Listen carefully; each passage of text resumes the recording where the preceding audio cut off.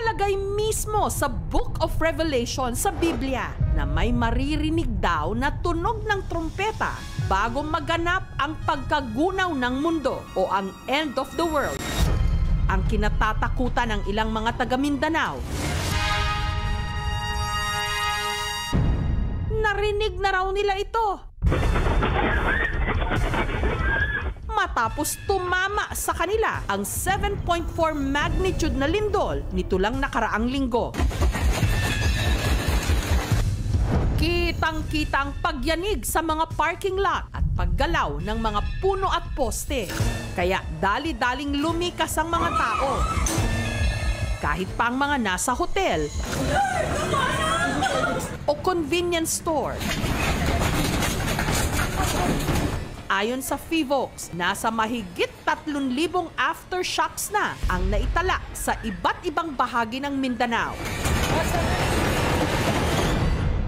Pero matapos nga ang sunod-sunod na pagyanig, ang di umano pagpailan lang ng mga hindi maipaliwanag na tunog na bumulabog at nagpakilabot sa ilang mga residente. Malakas pong yung parang may banda. Tug, tug, tug, tug, tug. Trumpeta tas drum. Ang hinala ng iba, isa raw itong signos.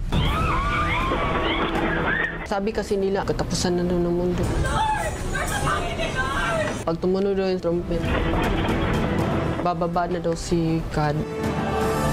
Ang misteryosong tunog na record daw sa iba't ibang magkakalayong bahagi ng Mindanao. Pakinggang mabuti.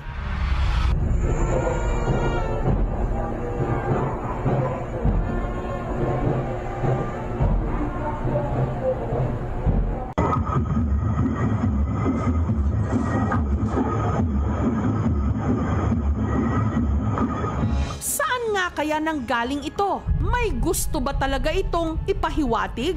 Natuman lagi siguro nga mga panagaan bitaw sa Ginoo. Nasa ka ng mga kuan nga moabot gyud. Ang residente ng Valencia City sa Bukidnon na si Reyna, hanggang sa mga oras na yon, gulong-gulo pa rin kung paanong ang misteryosong tunog na record daw ng kanyang cellphone. More siya God drums. Makasakit siya sa dalunggan. Kung imo siyang closer nga kanang paminaw kay murag sounds nga imo ang mabati. Sure po ako na wala pong babanda and wala pong disco na nangyari nung gabing yon. Pero ang mas ipinagtataka ni Reyna kung paanong na-record ang mga videong ito. Gayong nung mga oras na yon, hindi naman daw niya hawak ang kanyang cellphone. Even ako ang sister is na tingala po siya. Kami lahat po, tulog na po kami. So diri gi-charge sa ako ang magulang ang phone. Nakainganin ni siya og plaster. Then gi-off niya. Mo din ni siya ang nakuha sa ako ang phone. 17 nga videos. Nag-start siya sa 11:41 PM and nag-end siya sa 2:19 AM. Kaya si Reyna sinubukang maghanap ng sagot online. Pakinggan ninyo with full volume dahil talagang may maingay na drum. Basta hindi ko maintindihan. Paulit-ulit ko talagang pinapakinggan at tumatayo mga balahibo ko. Kauman na to nga post nako is daghan nagchat sa ko sa Davao, sa Tagum, Surigao. Yun din daw po yung narinig nila that night. Mahigit 4 na oras o humigit kumulang 170 kilometers mula kina Reyna, na i-record din daw ng residente na si Kurt ang kaparehong tunog sa boarding house niya sa Tagum City sa Davao del Norte. Mga around 1 to 2 AM, habang nakahiga po ako sa loob, may nadinig po akong may tugtog. Sinundan ko po yun sa likod. Parang tambol lang yun ng tug, tug, tug, tug, tug. Ito po ako noon nag-video. Hinanap ko yung tunog. Di ko po mahagilap kung saan. Pero dito po yung part na malakas po. Paniniwala ni Kurt, may koneksyon daw dito ang nangyaring paggalaw ng lupa. Pag humihina ang lindol mga aftershock, humihina din yung tugtog po. Pero pag lumakas po yung yanig, lalakas din po yung tugtog. Pag dinig ko noon ma'am, tumatayo talaga yung mga balahibo ko.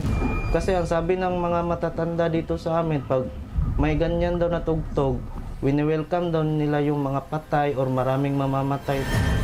1 oras at kalahati o 53 kilometers naman mula kina Kurt, ang hairdresser na si Josh mula sa Davao City. Hindi lang daw mga tambol ang narinig. After po ng lindol, mga 12 p.m. ma'am ng hating gabi, narinig ko na po yung ingay na trumpeta tas drum. Hindi ko akalain ma'am na kinabukasan may nag-upload na ng video. Sa video, tila nagtutugma raw ang mga narinig ni Josh na tunog ng tambol at trumpeta na tila raw may tumutugtog.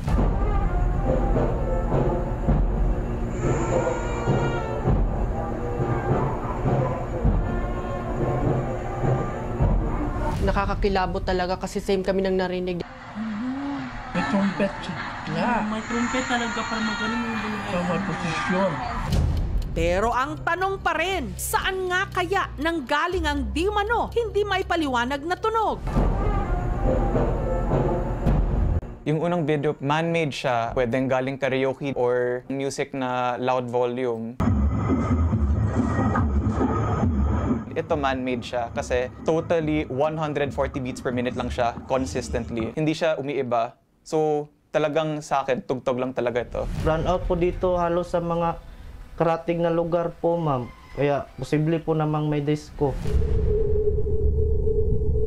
So ito, medyo spontaneous lang. So natural sound po siya. Kung napansin niyo po, marami po tayong earthquakes na naganap in the recent days po. Yun po siya, harmonic tremors tawag doon.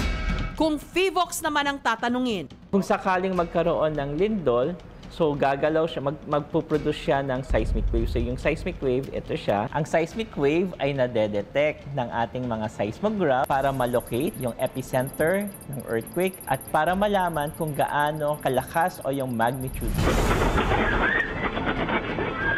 Basically, hindi siya naririnig. Ang naririnig natin ay yung mga gumagalaw na mga bato sa ilalim ng bahay natin or yung mga langit-ngit ng mga bintana or ng mga gamit natin sa loob ng bahay. Yung time na nagre-record po ako, ma'am, wala naman pong gumagalaw na kahit ano po.